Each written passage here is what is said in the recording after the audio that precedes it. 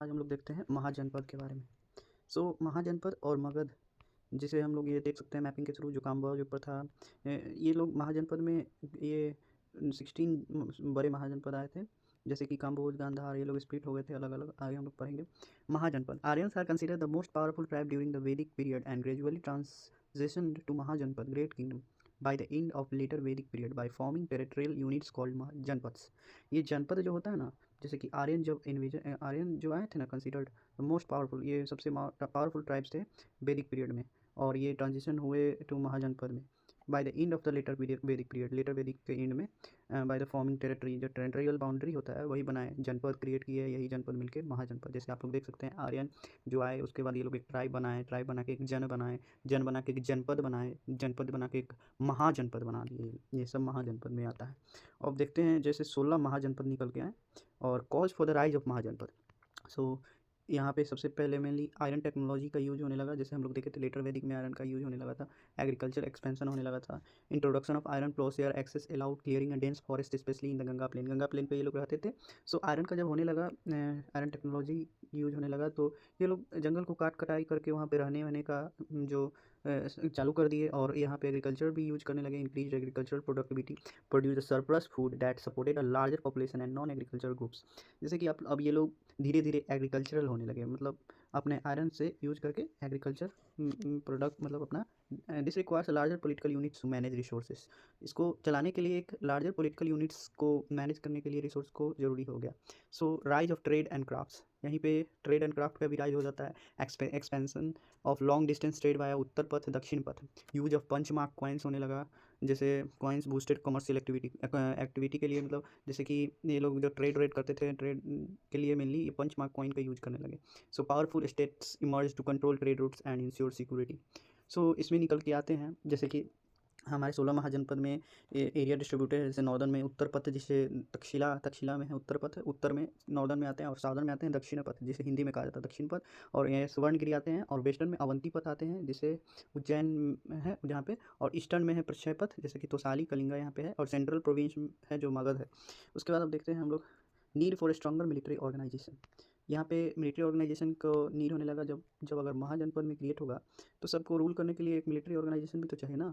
फिर social stratification, वर्ण system, जैसे कि, और सेकंड अर्बनाइजेशन होने लगा, जियोग्राफिकल फैक्टर होने लगा, emergence of new religious and philosophical ideas, decline of tribals, jana based polity, ये सब होने लगे। जैसे कि देखते हैं stronger military organisation, conflict other fertile land, cattle trade route required organized army. Only larger state with better resource could maintain a standing armies and fortification. जो बड़ा स्टेट होते थे वही इसको मैनेज कर पाते थे, मेंटेन कर पाते थे आर्मी को। और एग्जांपल जैसे Magadha rise due to the elephant forts and iron mines, इसके कारण मगध हमारा राइज होता है। सो सोशल स्ट्रैटिफिकेशन, जैसे मतलब क्या होता है, जैसे वर्ण सिस्टम में क्लासीफाई हो जाना। Increase specialisation of labour led to clear social roles. Varna system supported the emergence of political leads Kshatriya who control the territories. Varna system में जैसे कि बांटा गया हमारा ब्राह्मण, क्षत्रिय, वैश्य, शूद्र। जैसे ब्राह्मण को स्टडी रिलेटेड काम दे दिया गया, और क्षत्रिय को हमारा प्रोटेक्ट करने का काम दे दिया। ब्राह्मण, क्षत्रिय, वैश्य, शूद्र, वैश्य को हमारा ये बिजनेस के रिलेटेड काम दे दिया गया, और शूद्र को हमारा काम वाम करने के लिए दे दिया गया। सो सेकेंड अर्बनाइजेशन है, जैसे growth of cities like Rajagriha, Vaishali, Varanasi, Ujjain, Takshashila. Urban centres needed administration, defence and taxation, promoting a formation of large states. So उसके बाद जियोग्राफिकल फैक्टर में आते हैं, जैसे देखते हैं the Ganga plains had fertile alluvial soil, abundant water. जो गंगा प्लेन के किनारे है वहाँ पे फर्टाइल एलुवियल सॉइल देखने को मिली, एबंडेंट वाटर को मिली। ये किस चीज़ के लिए मिली? एग्रीकल्चर को प्रोडक्टिव करने के लिए यूजफुल था। Ideal for settle agriculture, higher population emerge. उस समय ज़्यादा पॉपुलेशन जो बैंक है वहीं ज़्यादा पॉपुलेशन मिले। Emergence of powerful states like Kosala, Vatsa, Magadha. Okay, so emergence of new religious and philosophical ideas. Buddhism and Jainism Upanishadic thoughts challenged Vedic orthodoxy. These movements flourished in urban centers and republican states. The intellectual environment favored a larger organized political that could support a teachers, monks, and institution. Okay, so यहाँ पे religion को भी देखने को बहुत सारा मिला, जैसे Buddhism, Jainism and Upanishadic thoughts challenge Vedic orthodoxy. उसके बाद यहाँ पे देखते हैं decline of tribal jana based polity. ऑर्डियल society was organise into tribal kingship groups, जैसे कि हम लोग यहाँ पे देख सकते हैं ट्राइबल में आर्यंस जो ट्राइबल्स में बट गए थे अब यहाँ पे डिक्लाइन होने लगे। ऑर्डियल society was organise into tribal kingship group as population grew and settled agriculture spreads territorial identity. Janpada replaced kingship identity. Need for permanent boundaries and central authority led to महाजनपद। सो हमारे यहाँ पे क्या होने लगे कि इस सब को चलाने के लिए एक सेंट्रल अथॉरिटी बनाने बनाने लगा, जैसे कि मगध राइज हुए, वो सेंट्रल में रूल करते थे, सारे को स्टेट को चलाते थे। और एक किंगशिप जो population grew and settle agriculture spread territorial identity replaced kingship identity. Okay, so अब देखते हैं टेक्स्ट। अष्टाध्यायी जो कि लिखे, अष्टाध्यायी है संस्कृत में, written by Panini, oldest book on Sanskrit grammar, written in 4th to 6th century BC। Buddhist literature, Anguttara Nikaya, और total of 16 Mahajanapada are mentioned in it. So Anguttara Nikaya में 16 महाजनपद मेंशन है, और दीघ निकाय में टोटल 12 महाजनपद मेंशन है। सो जैन लिटरेचर देखते हैं, भगवती सूत्र है, जैन लिटरेचर से बिलोंग करता है। महाजनपद वे इधर monarchical single decision maker, monarchical को कहते हैं, और रिपब्लिकन जो मल्टीपल डिसीजन मेकर है, also known as oligarchy. So the following Mahajanapada were republican Kuru Kamboja Vajji Malla tips the 16 mahajanapadas, जैसे कि इनका देख लेते हैं महाजनपद और इनके कैपिटल और रिवर को। अंगा जो कि चंपा का कैपिटल है, इसका चंपा, और गंगा नदी के किनारे है। मगध जिसका कैपिटल है राजगीर पाटलिपुत्रा जो कि गंगा और सन के कन्फ्लुएंस पर है। और काशी जो वाराणसी स्टेट में है, वाराणसी कैपिटल है जिसका गोमती अथी है, उसका रिवर है। वत्स का कोसाम्बी गंगा रिवर के कन्फ्लुएंस पे है। कौशल का श्रावस्ती अयोध्या सरयू रिवर पे है। सूरसेन मथुरा कैपिटल है, यमुना रिवर पे है। पांचाल का आईचत्र काम्पिल्या है जो कि गंगा रिवर पे है। कुरु जो इंद्रप्रस्थ है, यमुना रिवर पे है। मत्स्य विराटनगर जो कि यमुना रिवर पे है। छेदी छत्तीस सोतीवती बंदा जो कि केन बेतवा रिवर पे। अवंती जो कि Ujjain north, Mahishmati south, Shipra Narmada river पे है। और गांधार तक्षशिला इंदस रिवर पे है। काम्बोज पूंछ जो कि काबुल में है। ओके, तो असमक प्रतिष्ठान पैठान और पोटान जो कि गोदावरी रिवर पे है। और वची वैशाली जो कि गंडक रिवर पे है। और मल्ल कुशीनगर कुशीनारा जो कि सरयू रिवर पे है। और reason for the rise of Magadha, its advantages position situated south of Ganga. The capital Rajgir was surrounded by 5 hills and Pataliputra was situated at the confluence of Ganga and Son. So हमारा जो राजगिरी है वह सराउंडेड बाई 5 hills, 5 hills से सराउंडेड है। और जो एंड पाटलिपुत्रा है जो कि सिचुएटेड है द कन्फ्लुएंस ऑफ गंगा और सन, गंगा और सन नदी के कन्फ्लुएंस पर सिचुएटेड है। कौन? पाटलिपुत्र। सो यहाँ पे एडवांटेजेस एक पोजीशन मिल जाता था, situated south of Ganga, Ganga के साउथ में जो साउथ में बसा हुआ था। The availability of large number of elephant as it was marshy doab region, so it had many great leaders. Availability of iron mines in Jharkhand region. So यहाँ पे ये सब रीजन था जो कि मगध के राइज होने का कारण बना। Vajji consisted of 8 clans, 8 clan में बता हुआ था Vajji, and they 3 of them were most powerful kingdom, जैसे जंत्रिका, विदेहा, लिच्छवी। सो अब जानते हैं हम लोग dynasty that ruled Magadha. So Haryanka dynasty सबसे पहले आया।